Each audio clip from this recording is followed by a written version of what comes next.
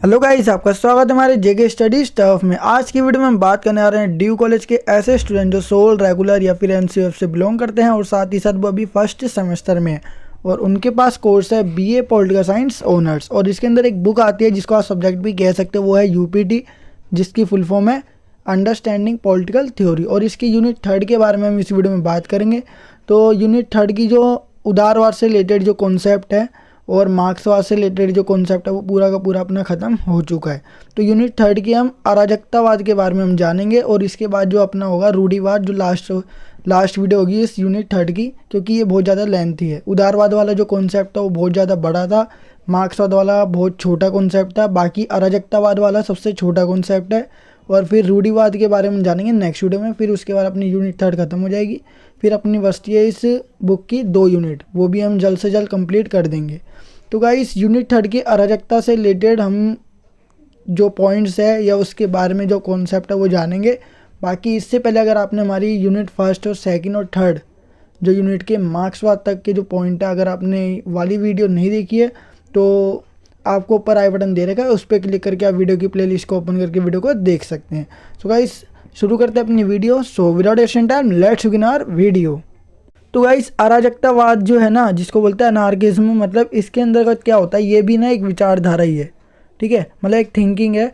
बाकी इसके बारे में क्या पॉइंट है वो मैं आपको बता देता हूँ। अराजकतावाद के अंतर्गत ना सिंपल सी बात है, स्टेट जो है या राज्य या शासन या सरकार, ठीक है, तीनों आप कह सकते हो, राज्य कह लो, सरकार कह लो या फिर शासन कह लो, उसको ख़त्म करने की बात की जाती है। ऐसा क्यों है? देखो, अराजकतावाद में जो भी विचारक हैं या जो भी लोग जो आते हैं अराजकतावाद पे जो भरोसा करते हैं, तो उनका मानना ये है कि हमें ना स्टेट पर भरोसा नहीं करना चाहिए, मतलब स्टेट को हटा देना चाहिए। क्योंकि अनार्किज्म या फिर अराजकतावाद के अंतर्गत जो भी लोग आते हैं, पहली बात तो इसमें जितने भी विचारक है वो ये मानते हैं कि मनुष्य क्या विवेकपूर्ण है, मतलब उसके अंदर बुद्धि है, उसका मानसिक विकास हो चुका है, तो वो क्या कर सकता है, अपने नियम कायदे कानून खुद बना सकता है, मतलब अपनी व्यवस्था खुद बना सकता है, उसका मानसिक विकास हो चुका है। बाकी अनार्किज्म ना स्टेट को या राज्य को या सरकार को या शासन को ख़त्म करने की बात की जाती है। हमें किसी भी प्रकार की सरकार या शासन या राज्य की ज़रूरत नहीं है, तो उसको मतलब हटाने की बात की जाती है। और किसको स्थापित करने की बात की जाती है? स्वतंत्रता, मतलब लिबर्टी या फ्रीडम या आज़ादी, इसको लाने की बात की जाती है और राज्य को हटाने की बात की जाती है। अब राज्य को क्यों हटाया जा रहा है? दूसरा रीज़न ये भी है।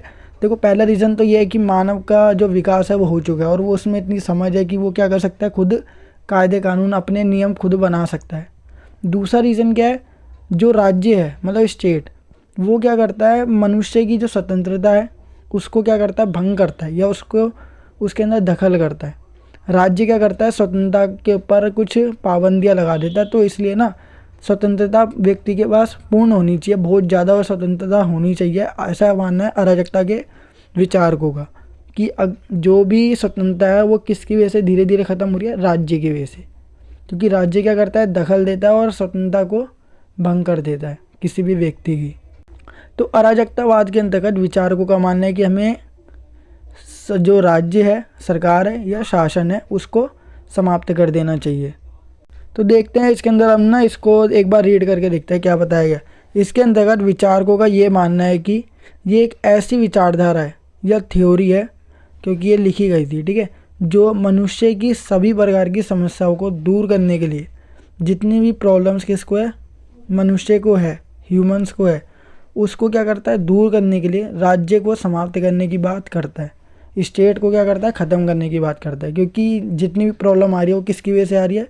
स्टेट की वजह से। और स्टेट बनाया किसने? लोगों ने, ठीक है। स्टेट जो है वो आर्टिफिशियल है, बाकी जो समाज है, ठीक है, समाज क्या है, पहले का बना हुआ है, वो प्राकृतिक है। तो देखो, इसमें ना मनुष्य के लिए ना 2 चीज़ों में बांटा गया, मनुष्य के लिए समाज कैसा है और मनुष्य के लिए सरकार कैसी है। तो मनुष्य के लिए समाज जो कि प्राकृतिक है, मनुष्य के लिए ये क्या है, वरदान है। समाज क्या है मनुष्य के लिए? वरदान है। और सरकार जिसको हमने बनाया वो मनुष्य के लिए क्या है? अभिशाप है, जिसे कहते हैं ना हम श्राप, वही है। अब इसके बाद बोला जाए कि राज्य व्यक्ति की स्वतंत्रता में हस्तक्षेप करता है, मतलब दखल करता है, इसलिए अराजकतावाद राज्य या सरकार के समाप्ति की बात करता है। राज्य को ख़त्म करने की बात इसलिए की जाती है क्योंकि राज्य क्या करता है, किसी भी व्यक्ति की स्वतंत्रता में दखल करता है, उसकी स्वतंत्रता का अंत कर देता है, ठीक है, अंत या फिर उसको कम कर देता है, व्यक्ति की जो स्वतंत्रता है उसको क्या कर देगा, कम कर देगा। तो ऐसा माना जाता है, इसलिए जो अराजकतावाद है वो राज्य के क्या जाता है, विरुद्ध जाता है।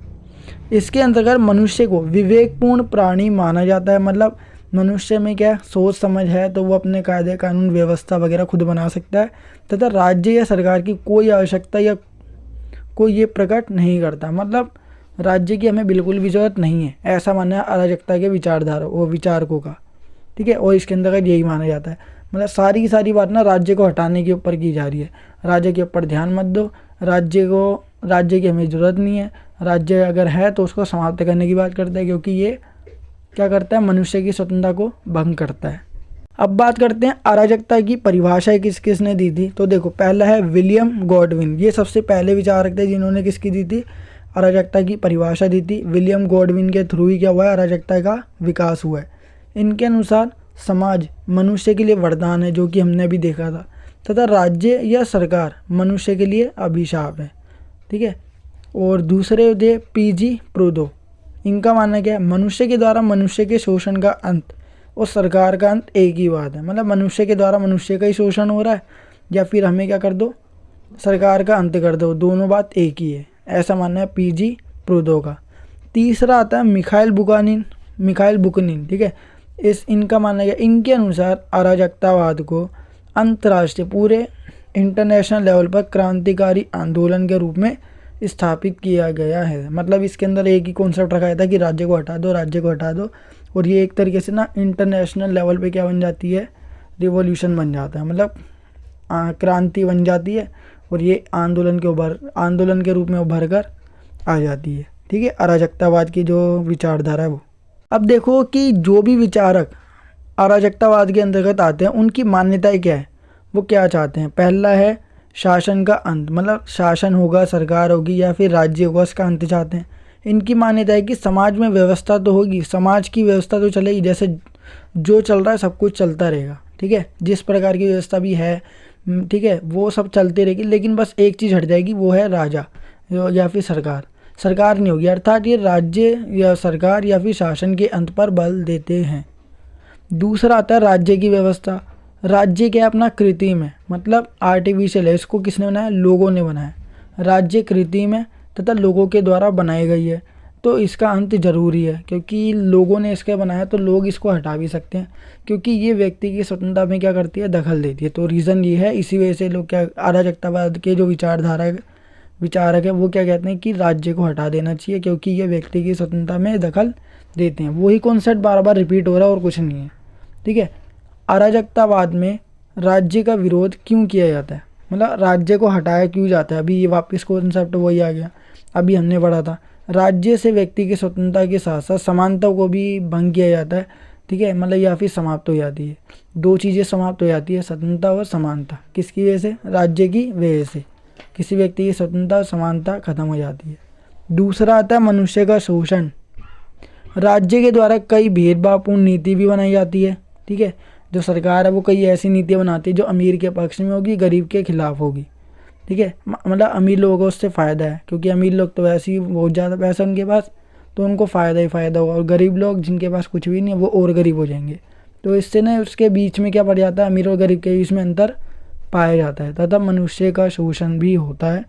तो मनुष्य के शोषण का अंत करने के लिए राज्य के समापन की बात की जाती है, किसके अंदर, अराजकतावाद के अंदर। तो अमीर और गरीब के बीच की खाई को दूर करने के लिए भी अराजकतावाद बनाया गया है। बाकी स्वतंत्रता और समानता को दूर करने के लिए भी राज्य को समाप्त करने की बात कौन करता है, अराजकतावाद के विचारक। तो ये था अपना अराजकतावाद के बारे में पूरा का पूरा कॉन्सेप्ट। आई होप गाइस आपको वीडियो जरूर पसंद आई होगी। अगर आपको वीडियो पसंद आई तो वीडियो को लाइक शेयर कमेंट करना बिल्कुल ना भूलिए, और साथ ही साथ अगर आप हमारे चैनल पर नए हो तो चैनल को सब्सक्राइब एंड बेल नोटिफिकेशन पे क्लिक करके आप हमारी आने वाली हर वीडियो की नोटिफिकेशन को तुरंत पा सकते हैं। सो गाइस मिलते हैं नेक्स्ट वीडियो के साथ। So thanks for watching this video.